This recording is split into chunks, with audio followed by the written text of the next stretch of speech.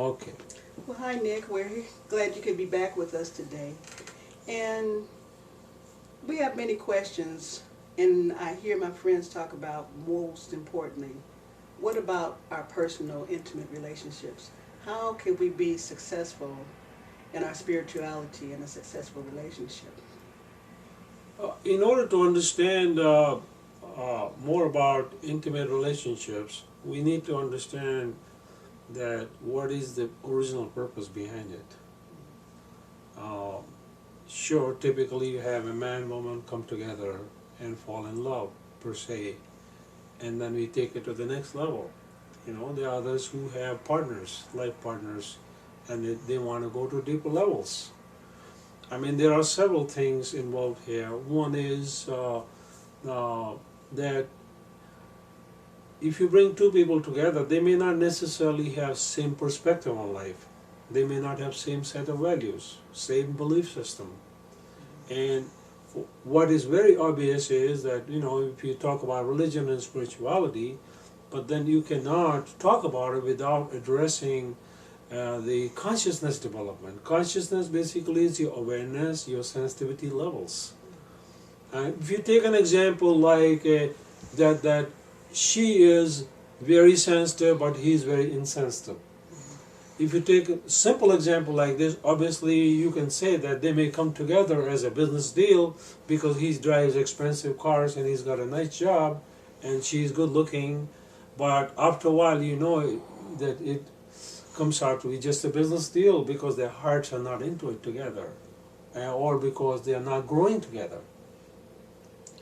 So how does our spirituality help us to go into that more intimate place and have that successful exchange or a more successful relationship and not fight so much or have so much disharmony? I mean, rule number one is that you obviously do not want to get romantically involved with somebody who is too far away from your own consciousness level. And there are different levels of consciousness and sensitivity levels. And then that is only the beginning of the journey. I mean, most people fall in love when they are in high school, and both boys and girls are fairly sensitive and somewhat romantic in how they treat each other. But as you go through children and development of life, and men get busy with their jobs, women get busy with their jobs, now what happens? All these stress and today's pressures, what has it done to your consciousness and how you have become insensitive to each other?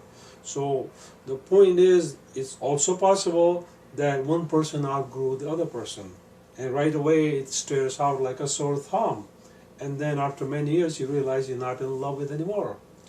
So we have to not only be continuously working on our consciousness and awareness levels, but also we should not forget that we are continuously working on skill levels and the know-how that makes the relationships work. Because the original intent of just kissy huggy thing, it lasts for so long, but that you still have your whole lifetime together. So somebody has to think about chores, somebody has to think about children, somebody has to think about running the house, somebody has to think about managing the money and the finances, and you both have to think about managing your in-laws. And where are those places where people go to learn those things? We start out with the best foot, but when faced with the challenges, nobody's training us. They spend more time and energy into giving us driver's license, but how much training did we go through when we got our driver's license? Yeah, like even how to choose a mate. Right. Or, And I'd like to know, did anybody ever get a ticket for being a bad husband? or even You could get a ticket for being a bad driver, or they could take a driver license. So in futuristic world, sometime I can see that they will take people's marriage license away. Go get some training, learn how to treat your wife. Until then, we're not going to give you a driver's license. And we better not catch you practicing marriage without the license, because we're going to throw you in jail. That would be a nice day. Well, thank you so much for that insight, and we'll pick up on this the next time we meet. Thank you.